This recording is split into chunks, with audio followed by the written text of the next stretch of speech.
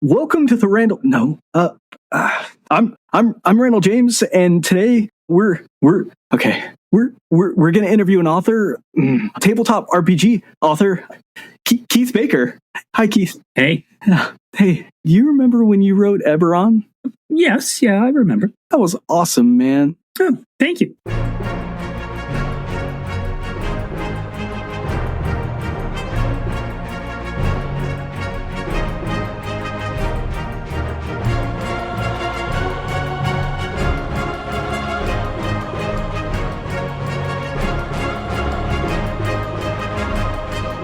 Welcome to the RPGBOT.Podcast. I'm Randall James, and with me is Tyler Kamstra. Hi, everybody. And also Ash Eli. Coming at you live from Sharn. Welcome, travelers. And tonight we have a special guest with us, Keith Baker. Hi, everyone. Thanks for having me. Awesome. All right, Tyler, what is happening? Well, I'm very excited. We have brought Keith Baker on tonight to talk about his work, most especially on Eberron. And we're going to get tips straight from the source on like how to get up and running with Eberron, how to get the most out of the setting, and yeah, like all of the great stuff and all of Keith's various work for Eberron and other things. So Keith Baker, if you're not familiar, he is a world builder, author, game designer. He has a very, very long list of credits. So just some of our favorite highlights.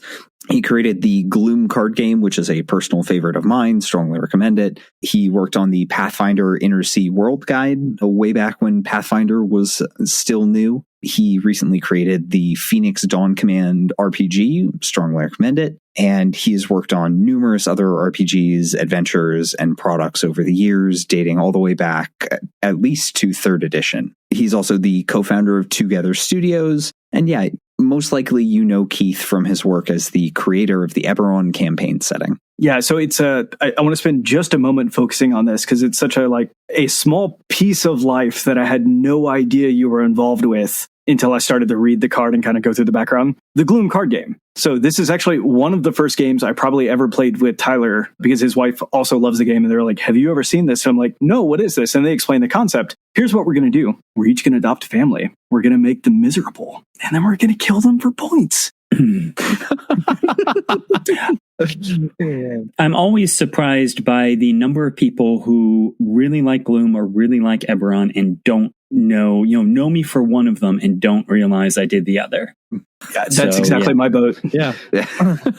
I full on did not know that you did Gloom either. The funny thing is they both came out around the same time, around 2004. Huh. Wow. See, I think my problem is I discovered both much later. And in, I guess I say separate settings. I discovered them both from Tyler. So maybe they're not really separate settings.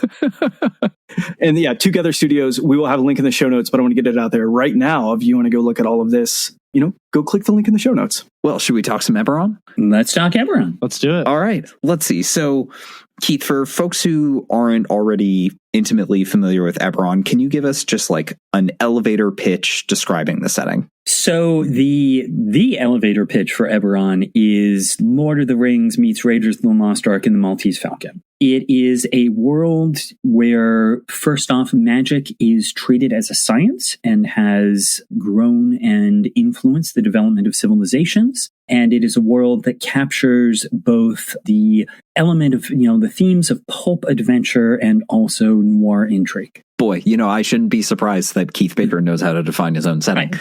Yeah. You may have talked about it once or twice.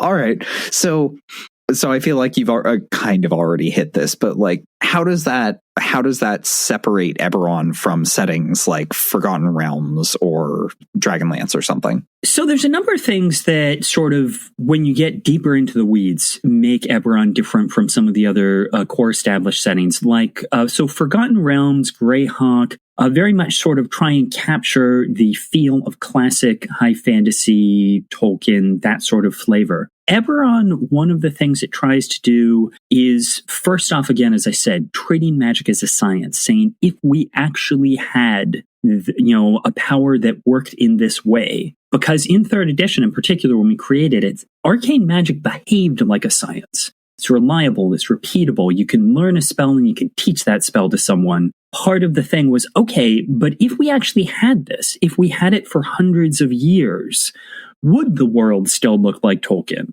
Or would the world actually look like something different? And so that's sort of the first point of actually saying, let's look at a world where the sort of core things we think about in D&D like magic actually have shaped the world itself. It's also something where that principle then extends to all kinds of things. With each of the main species, whether it's elves or gnomes or things like that, we've said, well, okay, if you had no elves, if elves lived for 1,000 years, elves might have a really hard time letting go of people. And so the elven religions are all basically about the fact that it's really hard for them to lose people because they're used to having them around for so long. It also, from the start, taking those principles of pulp adventure and noir intrigue, one of the elements of that is trying to put the players very much at the center of the action, the player characters, and really say we want the players to feel like heroes. Now, that doesn't mean you have to necessarily be a good guy, but we're saying you should feel like your characters are remarkable, like within the world you are significant, because again, you're the pulp hero. So there's not a lot of very powerful sort of friendly NPCs who are sort of watching out for you. You're sort of the heroes of this age.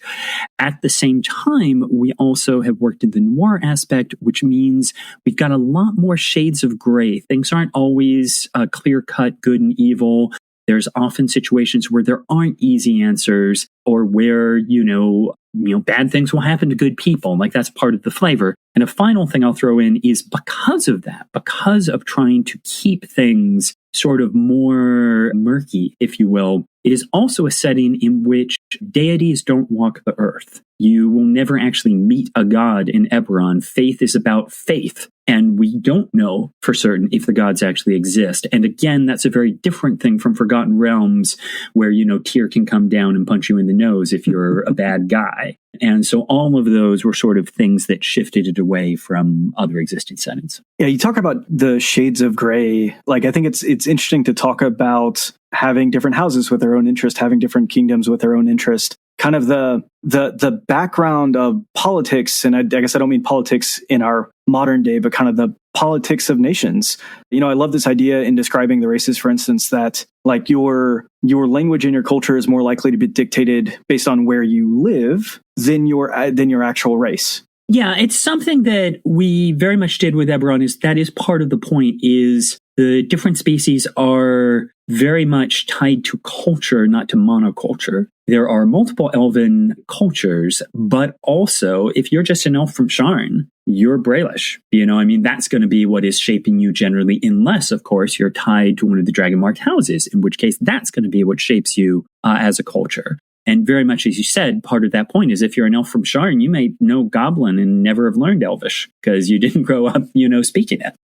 So that's definitely a important factor. One of the other things I'd actually note on that is it is also the case that one of the basic things I drop in with Eberron is that the bad guys aren't always monsters and the monsters aren't always bad guys. This is something that's sort of become more common now, but it was a thing in Eberron from the start where we said orcs, goblins, basically intelligent creatures, sentient mortal creatures are not tied to an alignment. Even dragons. You can have a good red dragon, you can have an evil gold dragon. And part of that, again, comes back to that shades of gray. You can't just look at someone and say, oh, he's clearly evil. He's a goblin. I can kill him. That mortal creatures are shaped by their culture and environment. And so nothing is easily predictable in that way. Yeah, one of the things that that drew me to Eberron in the first place that I thought was really interesting was it was sort of like an examination of like classic fantasy sort of going through industrial evolution and the shades of gray, all the different competing ideas of those nations eventually culminated in this massive war, and sort of basically like a fantasy version of World War I mixed a little bit with World War II. And, Eberron is kind of credited as either making or at least codifying the dungeonpunk genre, and sort of, which is a very cool genre. I'm not going to go into it right now, but check it out. But yeah, that sort of connection of like sort of sufficiently advanced technology is indistinguishable from magic, but it's sort of flipped on its head where sufficiently advanced magic is indistinguishable from technology. And I just found that really interesting and an interesting sort of examination that you don't see a lot of like in Forgotten Realms. And that's sort of the thing is a lot of other settings, talk about the idea of high magic. of, there being these powerful wizards in ivory towers. And one of my questions is, if there's an 18th level wizard just hanging around, why aren't they using that power to cure cancer, or whatever it is that you could do if you could cast wit? So part of Eberron is this idea of what we say is it's wide magic rather than high magic. That the idea is that arcane magic is widespread, but it's not actually extremely high level, tying back to that point that we want even low-level player characters to feel like they are significant people in the world. And so basically what we're saying is magic of sort of first to third level is strongly integrated into society, and you will see the streets lit with continual flame. You will see fireballs being thrown around on a battlefield. When you get to fourth and fifth level magic, it is something that people know exists and might have access to, but it's not trivial. Teleportation is not the standard means of transportation. But okay, we're not freaked out if someone with a lot of money manages to teleport somewhere. On the other hand, magic of sixth level and above really is, that's still legendary, that's still remarkable. And that's where you do get advanced societies, dragons, elves, that are essentially more advanced civilizations. But in Eberron, by keeping the magic sort of, again, wide but low, it keeps things from being too advanced. Generally, Eberron has a sort of feel, we like to say, of sort of late 19th century. We have what amounts to the telegraph in the speaking stone, but we don't have telephone or direct radio.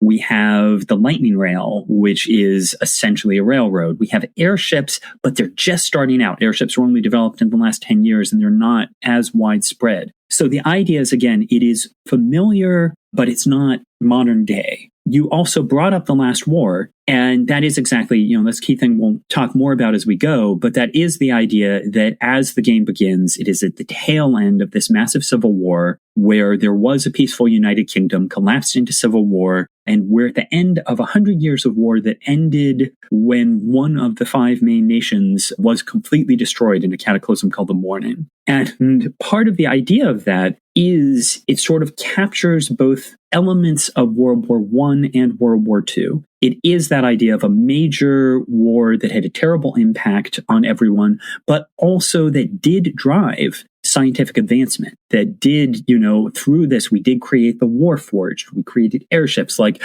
it is something that has changed the world from when it began. And then also you have the Morning as this cataclysmic effect that shocked the world and that drew the war to an end because people are too afraid to fight while they don't know what caused the Morning. So that has the same impact as essentially the nuclear deterrent in our world. That is a sort of Hiroshima event, but with the idea that nobody knows what the bomb was. Nobody knows. Was it a weapon? Was it the result of too much war magic? People are afraid to keep fighting because we don't have that answer. So that has put us into this Cold War scenario. So again, like I said, you get the aftermath of World War I, which we can identify with. You get essentially the aftermath of World War II with this, nobody's happy with the current situation, but we're afraid to keep fighting. And so that creates an element where there's, still a lot of tension, but it can't break into full war. Yeah, and that, I think, like I said, that is what really pulled me into this setting. Like, you called it the last war, which, the World War I was called the war to end all wars. And that's what I think is really fascinating about the Warforged as well. It's sort of like the Warforged are kind of, their experience is similar to what they call it the lost generation for a reason. What veterans of World War I felt when they came home, where war was basically all they knew, because these were young guys who were sent to war and they didn't know how to deal with this society that part of it was flourishing and other parts of it were doing really, really poorly. It was sort of like, what does a future in this world look like when we have such catastrophic power to kill each other? And so what I'll just say is quickly on the Warforged, for people who don't know anything about the Warforged are one of the unique races of Eberron that was introduced. 4 different races were brought into Eberron. And the Warforged are sentient constructs that were built to fight in the war. So most of them were built as soldiers by House Cannith, one of the Dragon-marked houses. And very much it is that idea of exploring a character who was built for a purpose, but is sentient. You are now released from, the war and having the opportunity to determine what is the course of your life, what is your identity. And part of it is that sort of question of you were built for this purpose, but who are you? And what does it mean to be essentially a living weapon in a world that is no longer at war? And, I'm certainly someone who loves things like Blade Runner, just generally questions of finding identity, and figuring out sort of where you are. So all those are questions that I love exploring. And one of the things I really like about the Warforged. Awesome. I wanted to make kind of an analogy to, going back to real life, right? The Treaty of Versailles, someone very cleverly said, right, this isn't a peace, this is a 20-year armistice. And in Phil, reading the description, at least in the 5th edition description of the last war, there's this idea that's like, yes, there were 5 nations. We went to war. As part of the treaty, we're now recognizing, what is it? I think it's like 18 nations. 13. Okay. And then there were 2 additional nations that were not acknowledged in the treaty. And so even like there's no history to this, it feels like this is potentially temporary. Like, how comfortable can you be tying this with the fear of, what the hell happened that actually ended the war? I can definitely recognize how, if you're a good storyteller, you can really ramp up the tension in this tenuous state. And it is very much the case that, there are so many different possible tension points, because part of the point of Eberron is it's up to you what kind of story you want to tell. Do you just want to do Indiana Jones exploring the ruins of Zendrik? Do you want to do, espionage or intrigue as, the King's Dark Lanterns trying to figure out what Onder is up to? There's a lot of different possibilities. And so just going to what you said, it's very much the case that the Eldine reaches in Onder is a very unstable situation that, happened because of the treaty, but Onder isn't happy with the Eldine independence. You have Dargoon, the nation of goblins, that again seized land from Seir, the kingdom destroyed by the morning. You have Droam, the unrecognized nation of monsters that, Braylon refuses to acknowledge. And the campaign I've been running right now is on the frontier between Droam and Braylon, and very much sort of playing to that, will they be recognized? And so, there's a lot of different points. I will say something we didn't really talk about when we were talking about magic that I'll just mention quickly is part of the idea of magic being treated as a form of science is that it is part of the economy. It is part of the industry. And in particular, one of the sort of pillars of Eberron are the dragon-marked houses. And basically, dragon marks are a hereditary magical trait that certain families have that allows them sort of influence over a particular type of magic. You have the mark of healing, the mark of warding, the mark of making, and in particular allows them to use tools and rituals that other people can't. And that this has come over the course of history to give these families, which essentially become massive guilds, sort of monopolies over various elements of the economy. And so this sort of fills some of the same position as megacorporations in a cyberpunk game, have these very powerful mercantile guilds. And one of the sort of ongoing themes you can choose to explore is the idea that before the war, the nation was more powerful than the houses. Now, in the aftermath of the war, does any one nation actually have the power to dictate to the houses, or is there now sort of untapped corporate power? So that's just another sort of theme that is, sort of slid in there. One of the things that I really love that you did with the dragon marks, though, is like it is this hereditary trait, but you're not constraining people to have to be an active member of a house in their storytelling. Yes. In order to have the mark, you explicitly kind of give permission to the storyteller to say, you might be a lost scion. You've been separated forever. You might, because of something you did. Yeah, exactly. You might have been kicked out of the house, but you still have the dragon mark. So I love the idea that, hey, I really want this feature, but I don't want the baggage of coming with one of these noble houses, or very much I do. And again, when we talk about like the noir theme, like you can have a lot of fun with that too. Like, oh, okay, a lost scion, and like, oh, this dragon mark, what does it mean? I want to know the family. I want to learn about it. What are you willing to do to make that happen? The hard-boiled detective who renounced his noble birthright. I have actually read a bunch of the Eberron novels. Like it's been a while, so some of the specific details elude me, but there was one ongoing series that followed the same party of characters for a while, Yeah, awesome. I remember there was a halfling with the Mark of Healing. Yep. And if I remember right, was that the one? Queen of Stone? No. So the Queen of Stone is the Thorn and Braylon series, which is actually about a spy. What you're thinking of is one of my series. It's the Dreaming Dark series. And yes, you did have the halfling with the Mark of Healing who wasn't part of the house. And that was a little bit of a, mystery as to, well, why isn't he part of the house? But yeah. We'll have a link in the show notes, folks. Yeah, I don't remember if it ever got resolved or if I lost track of the series or if I just caught up and the other books hadn't come out yet. Mm-hmm. But yeah, I remember that being such a cool mystery about the character. And I don't remember any of the characters' names except Pierce the Warforged and Pierce the Warforged, Archer. Pierce the Warforged, yeah. And I love seeing there's little references in all of your Eberron supplements that occasionally reference characters from the novels. I'm I remember that line. Why do I remember that line? I know in some of the books too, I think it's Dragon Marked in particular. I think one of the big chapter opening, all the chapters have these big illustrations, and one of them is Lay the Artificer with Pierce, sort of addressing the Council of the 12. So yeah, every now and then they sneak in.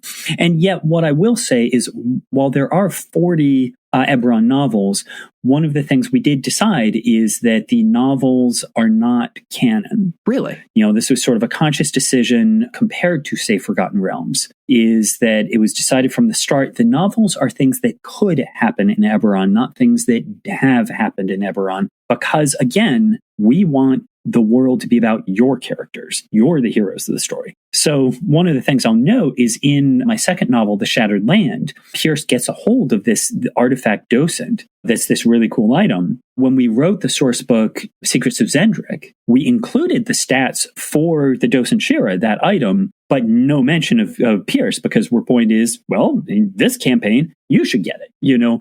Essentially, if this is Middle Earth, you have to carry the ring. Mm-hmm. So the novels are supposed to be basically inspiring you. And if you want to use characters from them, that's great. But as we've created the books, there are things that could happen, not things that have happened. I didn't know any of that, and that is so cool.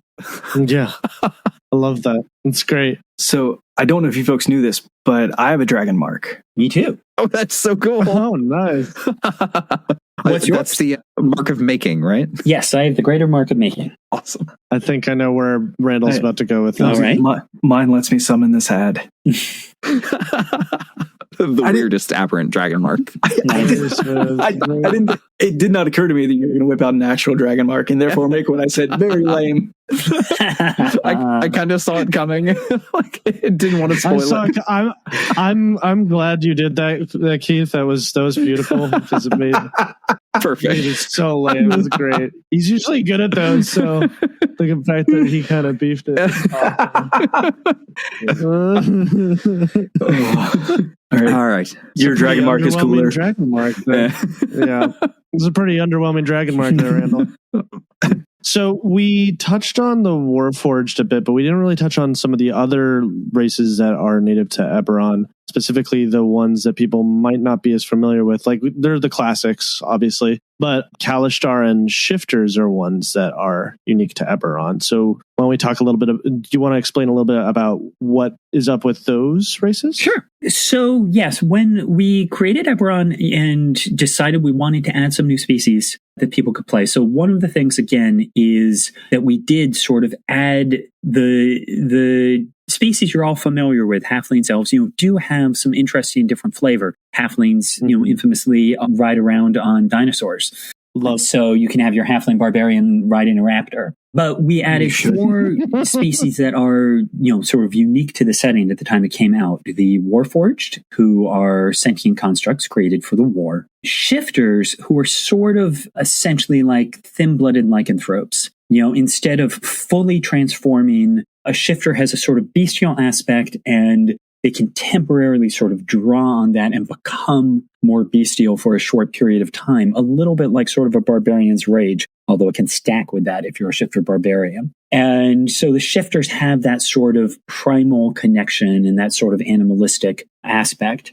Changelings are essentially, and part of the idea was basically playable doppelgangers. So changelings have the ability to shift their physical appearance, and that's something where it's very much up to you. We've described a number of different sort of shaped changeling subcultures and how they choose to use those abilities. And, it's part of the fun of it is to think about, again, what is the cultural impact of a culture where physical appearance is really a matter of choice. And so there's a lot of interesting things you can do with the changeling, as well as getting all your mystique stories, in there.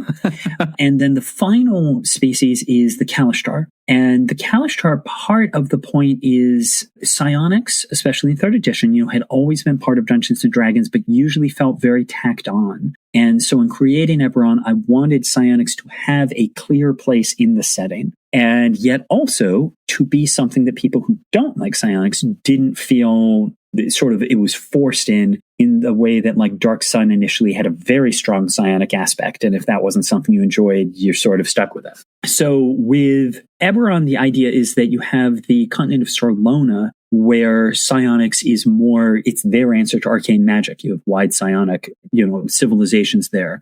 Since the default campaign sort of starting point is Corvair, you can play people who come from Sarlona and thus have psionic abilities, or you can play the Kalashtar. And Kalashtar are essentially human, but they have a psychic connection to essentially a spirit of dreams. And in particular, the default is that your spirit is a rebel spirit that is sort of cast out of the dream world and is sort of locked in a conflict with spirits of a nightmare that may or may not have a larger role in your game, depending on where your campaign is going. But so as a Kalashtar, you have a sort of innate psychic talent, and you have this connection to an otherworldly spirit. And so that's sort of a fun thing to explore. Yeah, so it's interesting you bring up this, like the dreams versus nightmares. Let's talk a little bit about, the planes of Eberron. Mm-hmm. It was, remarkable when it came out in that Eberron, they chose to make it, to let it have its own unique cosmology and to not just be sort of squeezed into the Great Wheel. And so Eberron has 13 planes. From the start, the idea was that the planes have a significant impact on the world. You have what are called manifest zones, where a particular plane bleeds through into the world and has an ongoing effect. And those are things that often then are basically natural resources or supernatural resources. So cities will be built in manifest zones where there's a useful magical effect they can harness. Like in the city of Sharn, which has these mile-high towers. Part of the point is its connection to the plane Serenia that actually lets them build these massive towers without them falling over, because it enhances magic of levitation and flight. Oh, and then also planes will become coterminous or remote. They sort of phase in and out of alignment. So again, that's something that is a tool the game master can choose to use of, in this campaign or in this particular session, Mabar is coterminous, and that means we're going to be dealing with a lot of undead because they're all enhanced by being close to the endless night. So each of the planes embodies a particular concept. So rather than being tied to alignment or things like that, each one is sort of an idea. There's the plane of war, the plane, the eternal battleground. Serenia is essentially ultimately the plane of peace. You have chaos, order, and you do have, the plane of dreams. Although part of the idea is that the plane of dreams, due to events that happened in history, has been sort of cut off and thrown out of alignment with the other planes. So the only way to reach it is through dreams. And so thus you have this conspiracy that is coming and essentially trying to manipulate the world through their dream. That's so cool. Yeah. The planes were not strongly developed. Basically, right from the start, we had this cool idea. We had, a description of all the planes. We had the idea of manifest zones and how they affected it.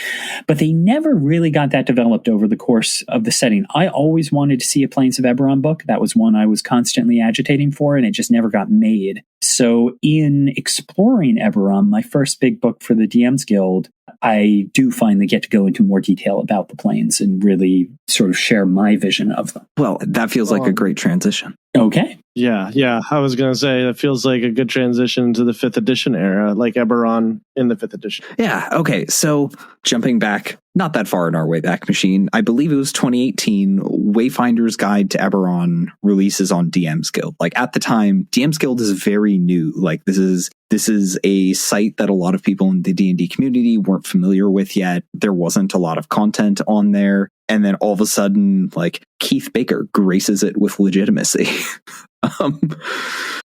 Yeah, so like Wayfinder's Guide to Eberron comes out. It's got the Eberron races, it has the artificer, it's got a bunch of setting information for Eberron, and like people have been crying for settings to come back since 5e dropped. So all of the Eberron fans, including me, very, very excited about this. And then like a year later, we get Eberron Rising from the Last War. And I'm just curious, like, what's some of the context around those coming out so close together and like with so much overlap in their contents? So first of all, I want to step back for one moment just to call out another unique part of the setting that you brought up that some people may not be familiar with, which is the Artificer. That was one of the other unique things that Eberron introduced into Dungeons & Dragons when it first came out, which the idea of magic being a science and the Artificer essentially being an arcane engineer. So someone who approaches magic through the medium of tools. And so that's something we introduced in 3rd edition. And, again, as you said,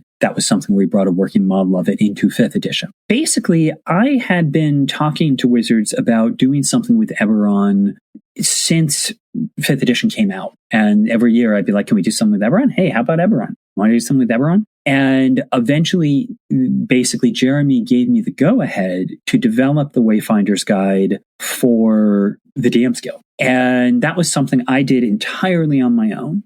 So that was just me working at home, not working initially with Wizards of the Coast. As it got close to the end, I did coordinate more. And I say entirely on my own. I would, like in talking about things like the Dragon Marks, I certainly shot like, here's my concept for it to Jeremy, got feedback and such. And as I said, as we got to the end, Jeremy, Chris, people got sort of more involved, and the species in particular got like a glow up, if you will, from all sorts of people.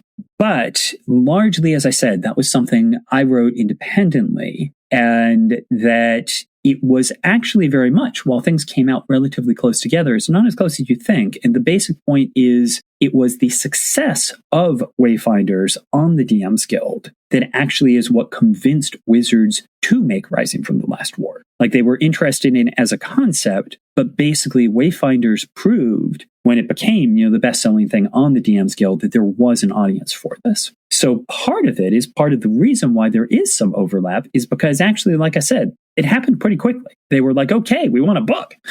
And so Wayfinders, essentially introduced the races which they wanted to keep. It introduced the Dragon Marks, which they wanted to keep. Like, the core book had to assume that people wouldn't necessarily use the DM's Guild, and that therefore it had to repeat sort of the most crucial things that everyone would need. Now, what it added that wasn't in the Wayfinders Guild is, particularly when you get into chapters 4 and I think 5, it added a host of monsters, converting all the sort of unique Eberron monsters to 5th edition. And it added a big chapter about creating adventures. And, with a detailed look at all the factions, with a lot of like maps, with a lot of tables. So basically it expanded on what was in Wayfinders, but it built on what was in Wayfinders because that's the foundation of Eberron. So, basically it is in many ways Wayfinder's Guide, but bigger, Wayfinders Plus, because again, we wanted all that basic stuff. There are a few things that were sort of expanded and improved because part of the point is, like I said, I mainly did Wayfinders on my own. So once I was working with Jeremy, with all the people at Wizards of the Coast, we did do, a closer revision and development cycle because, again, they have developers, so a closer development cycle on things like the Dragon Marks, on things like the Artificer. So those did evolve from that first version I did. The Warforged in particular went through some significant changes from my original Wayfinders version. One of the things that was added in Rising as well that I really liked was the idea of group patrons, which is the idea of when you're playing an Eberron game, you can't just say we're a party of adventurers just meeting in an inn on a random thing, but you could say no, we're actually Dark Lanterns working for, Brayland, or we're chroniclers for the Korenberg Chronicler, and Chronicle. We're basically investigative reporters, or we're the Argentum, trying to recover relics for the Church of the Silver Flame. That basically you can stop and say, like, if this was a movie, what's the theme of the movie? And that's what group patrons are about, is the idea of you don't have to use them, but do you see a theme that introduces, that ties things together? I've never done it, but I've often thought about doing like a Sopranos-style Boromar clan campaign where, or Vlad Taltosh from the Stephen Bruce books, the idea of some guy playing a Boromar underboss and, the group playing his enforcers and such, trying to hold a piece of territory in Lower Shard. So yeah, group patrons sort of suggest a lot of ideas like that you could follow. I've been meaning to run a game with the group patrons mechanics because, like you said, they're a fantastic storytelling device. One of the things that I want to call out that I don't know if folks at home will realize when they're thinking through all of the content that's come out for 5e. We recently got Dragonlance, for instance, but Dragonlance there's a bit of setting, a bit of a source book. It's mostly an adventure book. We got the Spelljammer content, a lot of great monsters, a lot of great ships. There's reasonable source material, but a good bit of it is really dedicated to the adventure. Eberron is one of 2 full settings books that we've gotten in 5e, and with one D&D announced, it might be one of only 2 that are ever made for 5th edition as like first party material. I agree. I feel very lucky that we had that opportunity, that, there are a number of things in Rising that do not only just introduce what was already there to people who don't know it, but that do even build and expand on the world in interesting ways. In particular, the more dwarves were always, sort of one of the less interesting elements of the setting. And in developing it, we came up with a whole sort of expanded storyline for them that I really like and that makes them much more compelling to explore and play. So, yeah, considering, again, we have this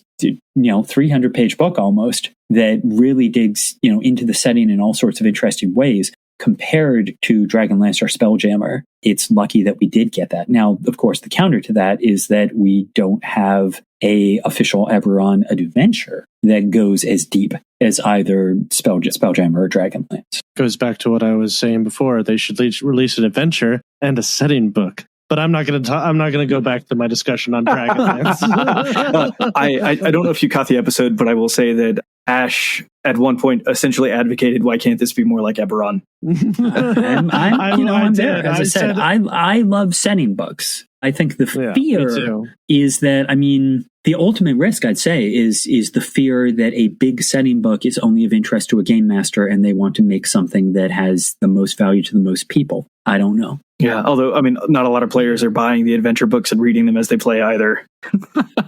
Yeah, you hope not, at least. Yeah. I think the risk is that, like, with the setting, most people just kind of just want to play out of the box adventure stuff. But there are some of us, me included, who likes just having a setting put in front of us that we can make our own adventures out of, because I find that more interesting. And that also, I will say, was always one of the core design principles of Eberron. I am a person who has always played homebrew. And I definitely get a lot of people don't have time to design an entire world, and so you want something you can work with. But Eberron from the very beginning was built on the principle that this should be something, as a game master, you use as a source of inspiration, not something that stops you from telling the stories you want to tell. And so that's part of the point of the novels not being canon. What we have always said from the start is, first off, there's certain mysteries we're never going to answer officially. And that even if we do, you should always feel free as a dungeon master to change any element of the setting for your campaign. That it is something we want to help you make your story, not something that you should feel like, I can't do that because, this book says, man. Yeah. Or the players at the table, it's like, well, that's not canon. We can't have that. The biggest example of this is the morning of... Yeah, that's what I was going to say. The core of the campaign is the last war. And 4 years before the default opening of the campaign, the morning destroys the nation of Seer. And to this day, we don't know what caused it, and that's what's holding war at bay. But the fact is that we don't tell you what caused it. And we have made a stance. It's been 20 years now. We're not going to tell you what caused it. We can tell you what might have caused it. And we have given lots of possibilities. But the point is that one of the things I love is when I play in someone else's Eberron campaign, and I don't know what caused the warning, even though I made the setting, because I don't know what they've decided. And that's the kind of thing we want. Is we want it to be something that inspires you, that makes you say, oh, and my campaign in the morning is going to be caused by the Lord of Blades, but that's still up to you to decide that answer. We don't just answer it for you. I think there's a lot to be said about that. Too often in a lot of setting books, the designers feel the need to give you the answer to a lot of things. And I think a lot of people have been taking have learned that lesson from Eberron, that it's better to sort of leave things a little bit more up in the air. Like I've been reading the Ravenloft book recently, Van Richten's Guide to Ravenloft, which I would argue is the third setting book for 5th edition. And they talk about how Azalin from Darkon ascended out of his domain, but they don't tell you how he did that or if he actually succeeded. And I was like, sounds a little bit like Eberron.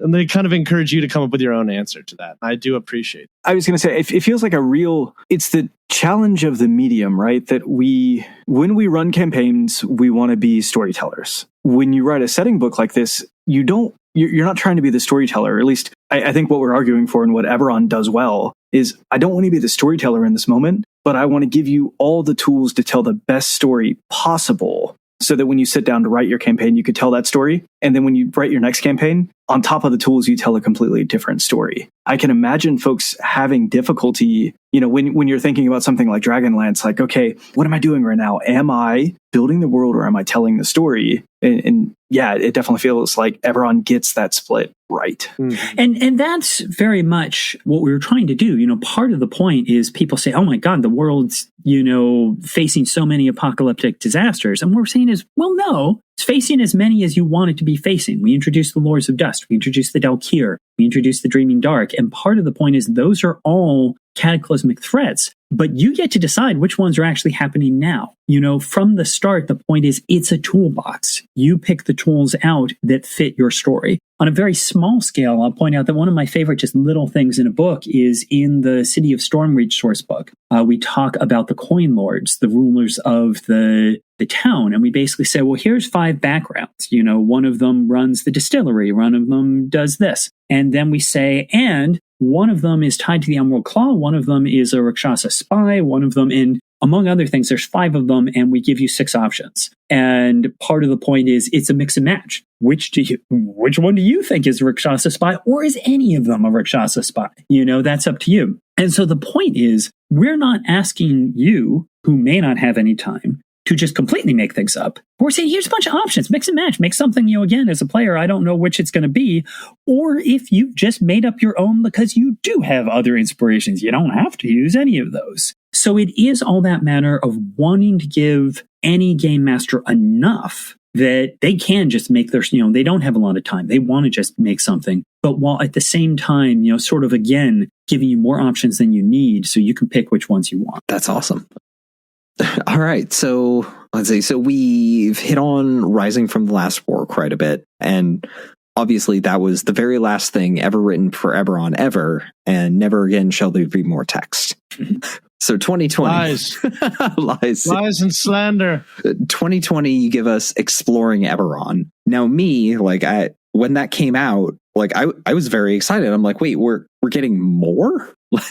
Considering we've gotten one book for every setting, except Ravenloft, one book for every setting in 5e. The fact that there is still ongoing support for Eberron is really, really exciting. So can you tell us what's in Exploring Eberron? Just a quick summary. Well, first, just to clarify, part of the point is there isn't ongoing support from Wizards of the Coast. What it is that Wizards of the Coast chose to, Wizards of the Coast owns the intellectual property of Eberron. Eberron is their setting. And until 2020, no one could use it. the only Eberron books that could exist were those directly produced by Wizards of the Coast. When they released Rising from the Last War, they also unlocked it on the DM's Guild, so anybody can, on the DM's Guild, create new Eberron content. So that includes me, but anybody can. And a lot of people have created interesting sort of fan content that's worth checking out. But my first book was Exploring Eberron, which is, again, about 280 pages, I think. It's a huge book. And part of what was great about it is it was an opportunity for me to write about all the things that I've always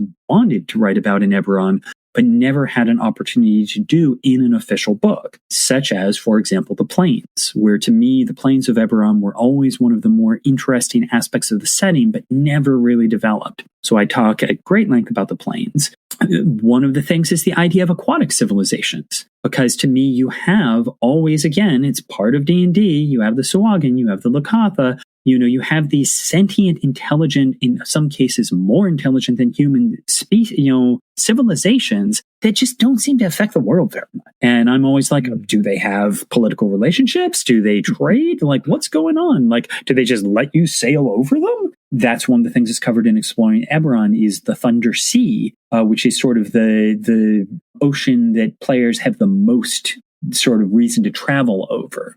Beyond that, it just goes deeper and sort of adds my own takes to things like the unique religions of Eberron, to all the species that we talked about, the Warforged, the Shifters, Changelings, and just also going deeper into that concept of magic in the world. A couple other things it builds on are the dwarves, as I said, because we added this cool twist to them in Rising, but then didn't go very deep into it. The nation of Droam, which is basically a nation of creatures which in most settings are treated as monsters. So this is a nation of Medusas, gargoyles, harpies, ogres. And it is, as we mentioned briefly earlier, a nation that has not yet been recognized by the other nation. But it's a very interesting place because it's just presenting things that are traditionally monsters in a very different way, trying to work together and use their abilities to build a nation. And then one other that I would mention would be the Dakani goblins. And that is, again, the idea that in Eberron, the goblins had a very advanced civilization that dominated the continent of Corvair before humanity came to it. And there is still a remnant that has held on to all the traditions and techniques of that ancient civilization called the Dakani, and this digs deeper into that. So those are all sort of cool things in Exploring Eberron. And it has stats for playing goblinoids. It has stats which, now they've improved in the regular system at the time.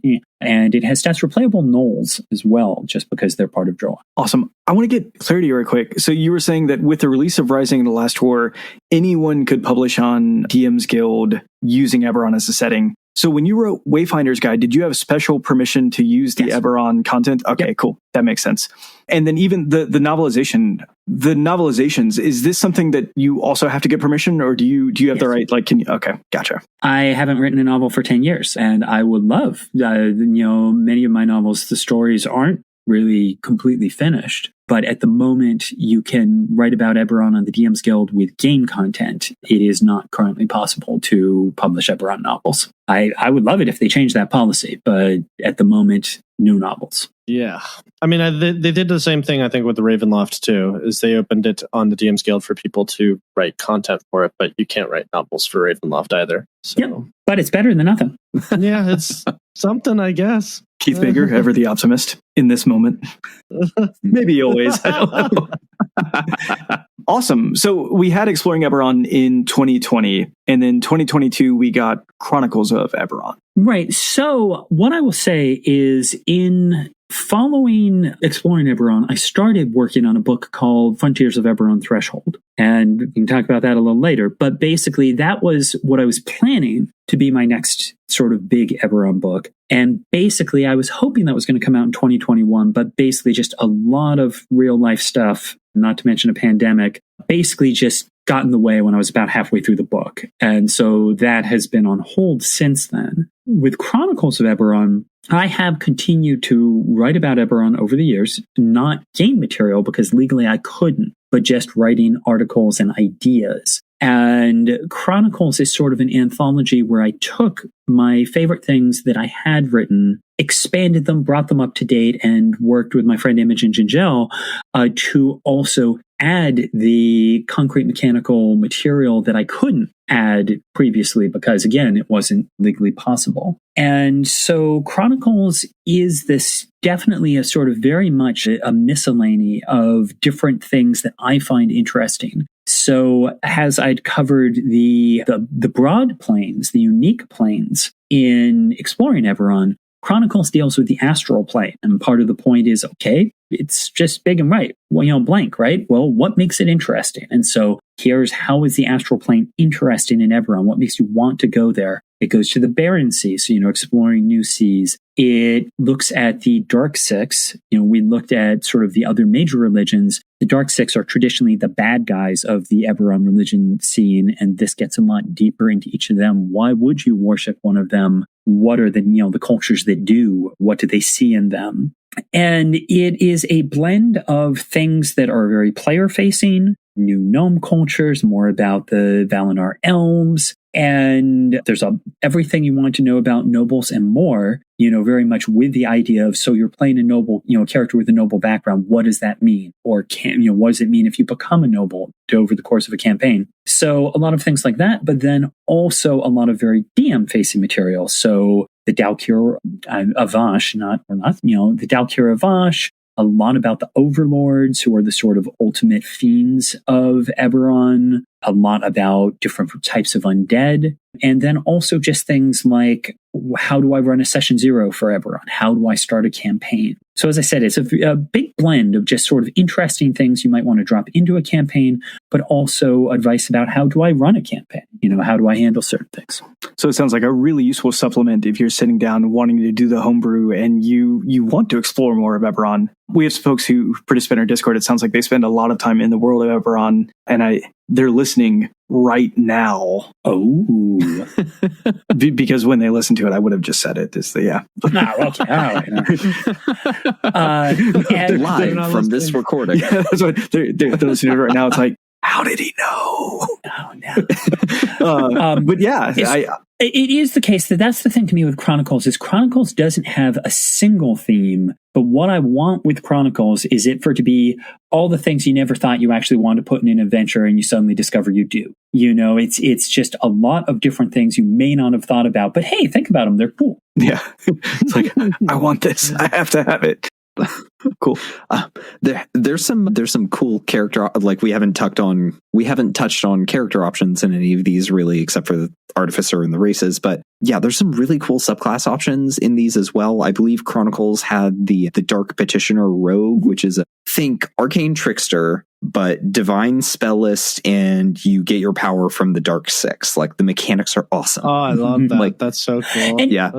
And that's basically there's a lot of options associated with the Dark Six from subclasses. There's also I want to say it's ambition domain, but I could be wrong about it, but it's the domain of a shadow. That's right. And part of it is about that idea that characters tied to the Dark Six, Batman would totally be tied to the Fury. That it's sort of, there's room to play sort of anti-hero characters that even though these are sort of sinister forces, that they are forces that players can work with and can create a lot of interesting character ideas. So you mentioned it earlier, and maybe we should touch on it now. The thing that you're still working on, right. Frontiers of Eberron Threshold. So what can we expect from that? So Frontiers of Eberron is basically most of the books about Eberron focus on a very wide area. They focus on the world as a whole or the continent of Corvair. Frontiers was the idea of going completely separately and focusing on a very small part of Eberron, focusing on this border between Breland and Droam,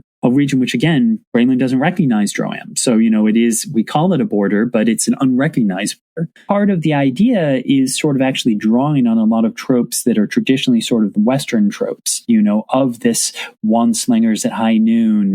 We've got the lightning rail and, you're out on this sort of semi-lawless territory and you get to sort of play with a lot of those themes. part of it is does something I really like to do, which is focusing on a particular location. In Rising from the Last War, we focus on the city of Sharn, but Sharn is, essentially fantasy New York. It's this vast city that you could run entire campaigns in and never see the same place twice. Here we focus on the city of Threshold, the sort of last stop between Breland and Droam, which is a small mining town. And part of the point is that the actions of a campaign or of a small group of players can really shape and change the town. And this is something where I have been running a campaign in Threshold on my Patreon for the last 2 years. And I was temporarily put on hold because I ran a Spelljammer Eberron crossover campaign. But I'm getting back. We're just starting essentially season 2 of Threshold, probably in February. And basically the way it works is it's a campaign where anyone who's a patron can see recordings, but basically we set the date and then anyone who's a patron can apply to have a chance to play. So the story is ongoing. The characters are ongoing. There's a cast of 10 characters, but the players change each session. Anybody has a chance to get a seat at the table. And it's been a very interesting experiment. That's really cool. So basically, I have been playing in Threshold for, ever since I started working with it. But as I said, the book, I'm about halfway done with it. I have a sort of gazetteer. I have a lot of information about Threshold itself. But now the question is, can I find the time to go back and finish that book? And I would like to. At the moment, I don't, especially with all the other things that are going on right now. There's a lot of sort of uncertainty about what will the D&D world look like in 2 months from now. And so with that, I can't actually give you a date on when I expect Frontiers to be out, but it is still the project I'm working on, and I'm very excited about it. But if you want a sneak peek, we can respect that. Yeah. If you want a sneak peek, definitely jump on my Patreon. One of the things I'll note is one of the interesting things with Frontiers is because it's on the edge of Droam, you can play a lot of traditionally monstrous races, such as Medusas, wargs, harpies, gargoyles, and gnolls. And I've already released a preview of the Medusa species for patrons, and I'll be releasing other content from Frontiers in the months ahead. I want to say a couple things. One, hey, link to Keith's Patreon in the show notes. Go take a look. Two, Keith, I don't know if you've seen Tyler's book, Monstrous Races on DM's Guild. No, I have not. Yeah. Okay, so let me tell you kind of a funny story. Okay, so I really liked Savage Species from 3rd edition, and I hang out a lot of places that talk about D&D online, and a lot of people were saying we want to play monsters. I'm like, fine, I'll write a book. Mm-hmm. So I wrote a book called Monstrous Races. I converted everything in the monster manual to playable races. Oh, I have heard of this. Yes. Yeah, that was me.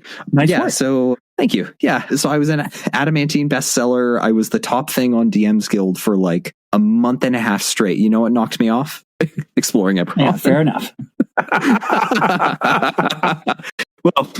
Well deserved. No, I remember that, and I'll have to go back and check it out. Yeah. This is just Tyler flexing for a while.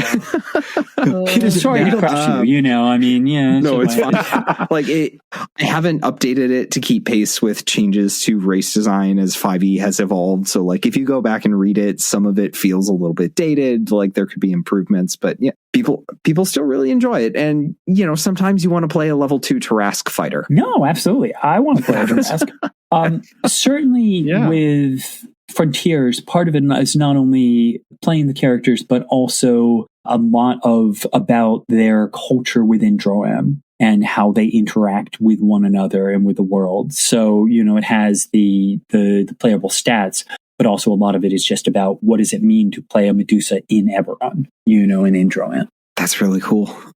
I'm excited to see what you do with that. So we'll compare notes after the fact. All right. So we've talked a lot about the Eberron setting. We've talked about the different resources that are available that folks can get either as first party or directly through DM's Guild. We've talked about the novelizations that folks can go get. So there's a lot of ways that I can learn about the world. There's a lot of ways that I can read examples of stories in the world. Now, I want to play in Eberron, or I want to tell a story in Eberron. So I think I want to lead off with kind of hitting reset and asking this question. what are the types of stories or experiences I can give in Eberron that are really unique to Eberron as a setting compared to other 5e settings that are available to me? Well, I'll say one of the things that was in Wayfinder's Guide that didn't make it into Rising that I liked was I had 3 different sort of campaign starting points that I called them as sort of, okay, you want to just kick off a campaign. And essentially that's kind of what became the group of patrons, because it was that same idea of this is where tell the players, this is our starting point. This is the flavor of our campaign. Make a character who fits this.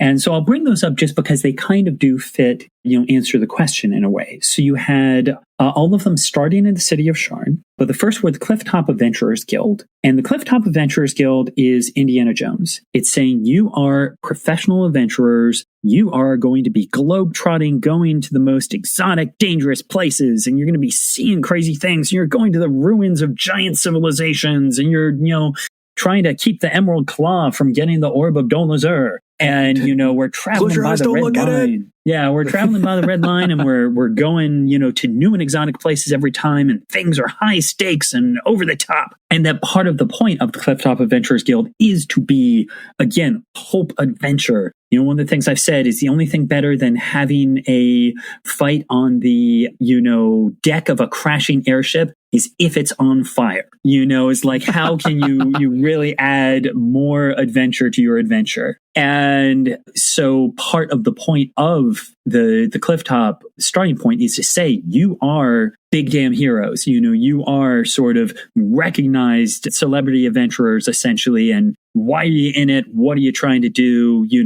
What's your drive? That was one idea. And so again, that's very much on the pulp end of the spectrum. One of the other ideas is Khalistan. And Khalistan is one of the worst, grittiest. Basically, Clifftop is, as the name implies, all the way at the top of the Towers of Sharn. Khalistan is all the way at the bottom in a shitty little hole where you never see the sun and people are pissing. The piss from people on the top levels of the tower comes down on you like rain. And it is very much inspired by things like Gangs of New York, or, it's gritty, it's dark. And one of the challenges put to people making their characters is, why are you living here? Like, are you just, this is where you've grown up and it's the only place you know? Are you a wizard who was thrown out of House Cannith for your, sort of unorthodox experiments and you get to do what you want here? Are you a fugitive? But that again, Khalistan is very much, I like, saying, forget it, Jake, it's Khalistan. It is very much on the noir intrigue side of, this is where there's not a lot of clear good and evil. There's not a lot of, it's more about, we're just trying to survive and we're trying to make life a little better here. And it's more, mystery is the drive instead of, again, I'm going to some place to get the thing that's going to save the world. Then in the middle of that, I had the Morgrave University adventure, which is essentially, let's be student adventurers, coming of age in a university in a magic world. And part of the thing is Morgrave University is the Tomb Robbers, programming is what we're saying. So, field trips involve going down into the Undercity and things like that, but sort of a little more lighthearted, playing with that idea that this is a world where magic is part of everyday life. Like, well, okay, you're taking Sorcery 101, what's that like? And so between the 3 of those, you're sort of seeing this spectrum of high action adventure, gritty, dark, sort of, almost realism, if you will. And then let's play with the idea of everyday magic in a sort of more fun, casual, how can we experience that? I'll say a bunch of other things that, are interesting. The fact that gods don't walk the earth means that Eberron is a place where you can very much deal with themes exploring heresies, schisms, crusades fought for the wrong reason, because you can't just get a deity dropping in to straighten things out. Yeah, nobody's going to tell me I'm wrong. Yeah, and that well, that's intentional. There might be swords. That again, you have questions that there aren't easy answers to. But just the other thing I'd say is look down that list of group patrons. You've got the idea of, again, investigative reporters. You've got that idea of we're a military strike force. You've got that idea of we're spies. There's all sorts of stories that work well because of the structure. Just quickly going to the novels, I love the Thorn of Braylon series, starting with the Queen of Stone, because it very much is, James Bond in a fantasy world. And it just plays with that in an interesting way. Nice. Now I really want to take a look at this. I'm actually, I'm on a reading kick where I'm trying to read the fantasy novels associated with settings just to understand the settings better. And honestly, actually, I didn't realize the novelizations existed till we started this conversation. So I'm very excited. A Google would have solved that one for me, but here we are. Yeah. I have another question that I want to ask. Like, how do we nail the pulp noir feeling? Because I know Ash and I were talking about this ahead of time. I was thinking the way to do this is to do on my 50s radio voice, and that's how I'm going to get the pulp out. And that's right. So first off, it is important to decide is that pulp noir, we often call it that, pulp/noir, but it's important to recognize that's a spectrum. So what I just described, Clifftop's all the way at the pulp side, Calistan's all the way at the noir side. And part of it is to decide at the beginning, where are you falling on that scale?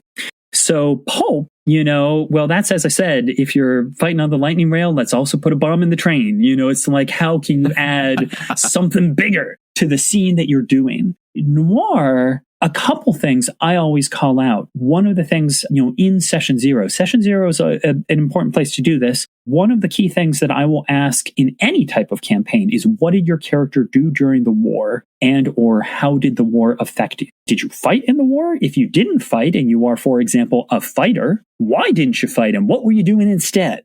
Did you lose something in the war? Among other things, one of the things you might have lost is your entire nation if you're from Seer. So, what did you do? How did it affect you? What did you lose? Those are all things to think about. And the losing part especially comes for the noir story. For noir campaign, another thing I would always ask players is, tell me something you regret. What is the regret you're carrying around with you? And it's up to you. It could be small, or it could be big. And that's something I'm going to work into the campaign over time, because that's something that shapes your character, because everybody's got something they regret. One of the things, we have a table on Rising of the Last War that I just personally love. It was one of my favorite things to do, which is, why do you need 200 gold pieces? And it's just, purely optional. It's sort of like having a flaw. And it's because there's a price on your head that you've got to pay off, or because you had to hawk your magic sword and, it's 200 gold pieces to get it back. Or, and part of that idea of noir is that noir in particular is about essentially flawed heroes, that your characters aren't perfect. And again, it's up to you to decide how far to go with that. But, having things like, I have a regret, then immediately gives you something to work on. Or saying, I've got to pay off a 200 gold piece loan to the Boromar clan by the end of next month. Well, okay, let's get to work. So those are all things I'd say. And those are all completely optional. People might say, well, why would I want to essentially take on a debt for my character? And it's because it makes the story interesting. Also, gold doesn't matter in 5e anyway. It's fine. Yeah, that's very true. I will say something I do just running campaigns is, I'm very big on collaborative storytelling, and I always like to bring the players into defining the area. I was running a campaign set in a small town in Kabara, and there was only one inn in town. And so we went around the table and I said, well, it's called the Cat and Biscuit. Tell me something about it. And each player, one of them says, oh, they brew their own beer. And we're like, great, yeah, best beer in town. And someone says, oh, they have great acoustics and they have an open mic night every, Wednesday. We're like, great, sounds good. Oh, they make their own biscuits. What's a mic? Wonderful. And the last guy says they don't have a working toilet and it stinks. And everybody was just, why did you do that to our adorable inn? But that was what we went with. And what I said is, well, it's going to cost you 200 gold pieces to get a cleansing stone, which is essentially a magic toilet. And that became the big drive. And I remember at the end of the third adventure, one of the players saying, I love that even though there's clearly some kind of malefic cult in town, our main focus is buying a magic toilet.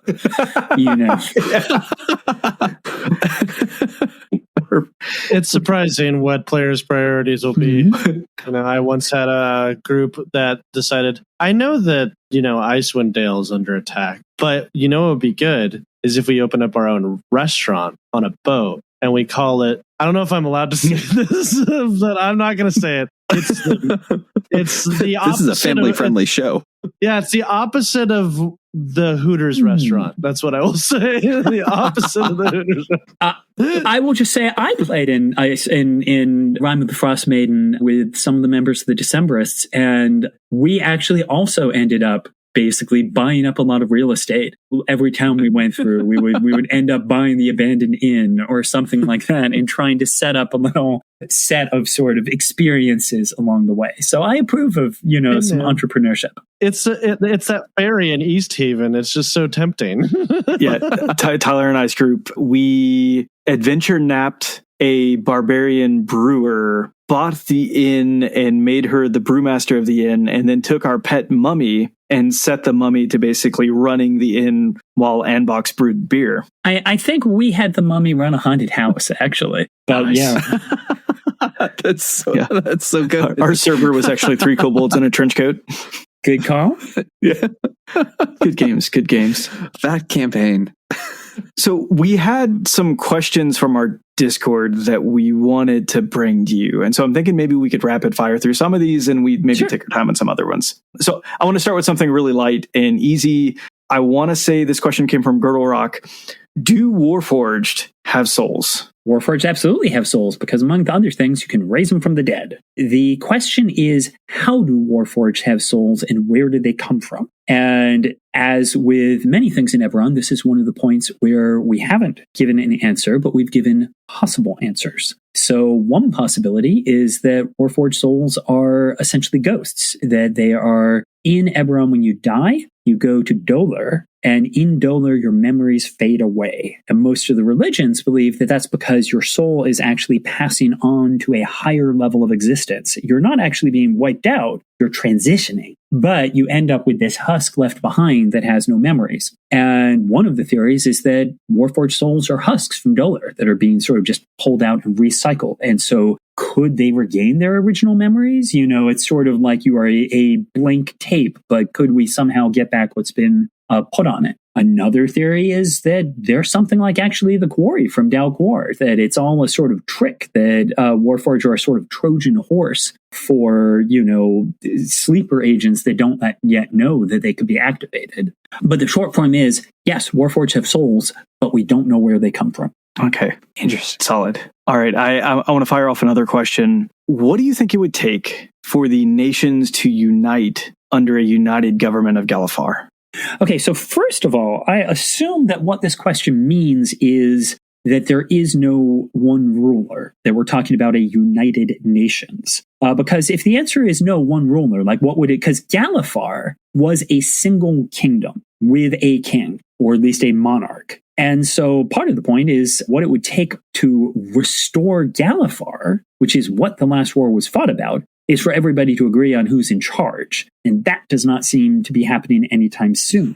If you could make it happen in your campaign, good for you. Now, what would be a different approach would be for all of the nations to agree that we are sort of reunifying while retaining our independence. And that's kind of what the Treaty of Thronehold is. The Code of Galifar is largely, we largely have a shared system of laws and we have peace. So, that is kind of the situation that we're in now, with the point that nations like the Shadow Marches and Droam aren't part of that alliance. So a little bit of each. If you wanted to more firmly cure that peace, part of the point is that's what some of the rulers like Caius want to do, whereas some of the others like Arala think, no, we need a single ruler. So, that's sort of up to you whether that is possible or whether it's all doomed and will eventually collapse. All right. I've got one that's not on the list. Are Warforged buoyant?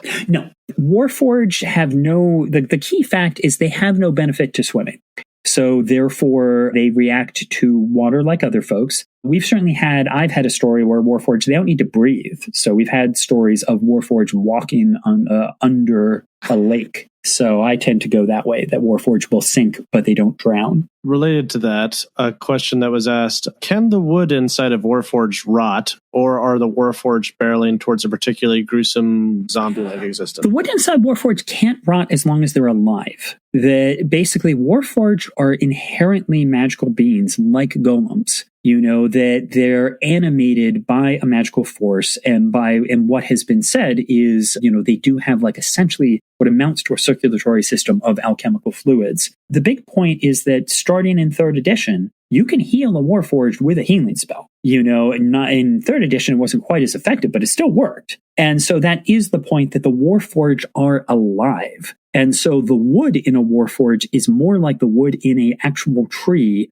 not the wood in a tree that's been cut down. And so they won't rot as long as they're alive. If they are killed, then the point is that magic dissipates, and then their components will start to corrode. I have some cursed apple trees in my backyard right now, which are both living, and also some of the wood is not doing well. I say that to say I'm now imagining walking with a fungicide. Come here. That's a valid point. Is someone could create a disease that's specifically a Warforged disease, and that's fine. But it's just, that's different from just saying Warforged on the whole will just innately rot. It basically comes down to each individual Warforged has its own circumstances. Yep. But is there something, another question that was asked, is there something that you would retcon if you could? Well, in terms of retconning, part of the point is that, I made Eberron with Wizards of the Coast. There's a lot of source books I didn't even work on. I will say that the thing I would change if I was starting it all again, if just from scratch, is I don't like the scope of history. In particular, the main civilization of Corvair, Galifar, the 5 nations. Before the last war, you have 1,000 years of peace. And that is just very fantasy tropey and very boring. And I would make that shorter, and I would make it much more exciting. And in particular, part of the point of Eberron, the core idea when I first came up with it was, essentially, if we had arcane magic as it exists in the principles exist in D&D in the Renaissance, if that's what we had instead of science, what does the world look like 300 years later? And so what I'm saying is, I always, with Eberron, would have liked to have had a greater focus on what were the real turning points, what were the key discoveries, how has magic actually evolved? If you went back 400 years ago, how would it be different?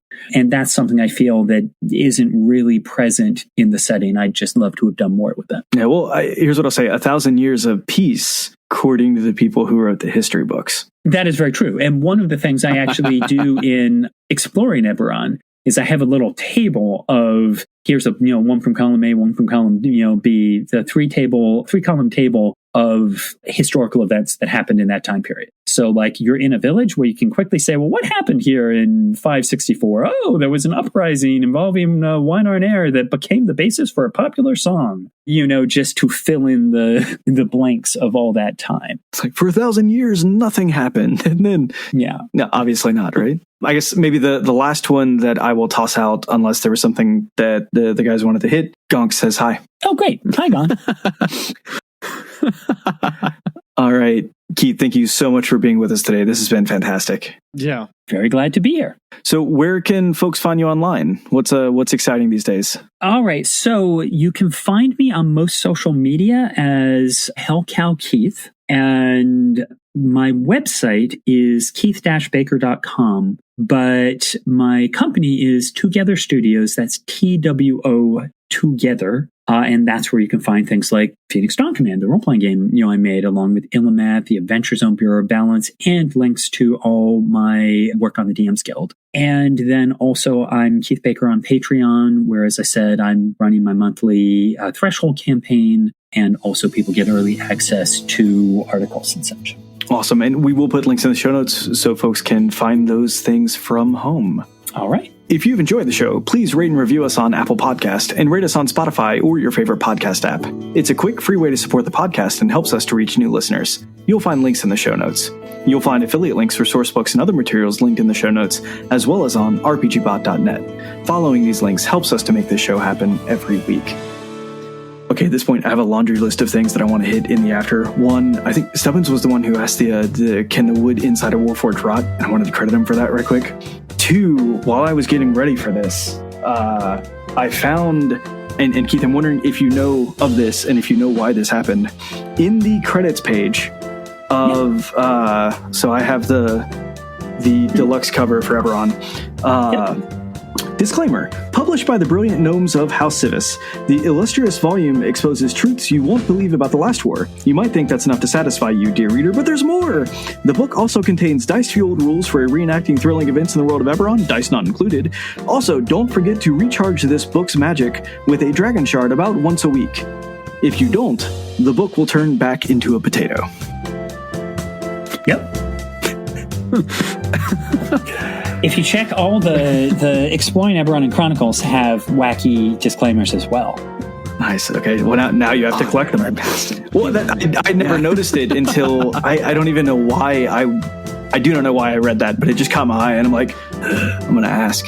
Last question. As I say, check it's just tradition. Check the now, as I say, 5th edition tradition. But if you check Chronicles and Exploring, they have disclaimers as well. Nice. I need to go find them. Love that. That's so okay. The last one I wanted. I believe Chronicles is on loan from the Library of Ashtakala, and Nice. But anyhow, what else you got? Actually, I'm going to save one for off air. Okay. All right. So this is the part where Dan kills the recording. We all stare at the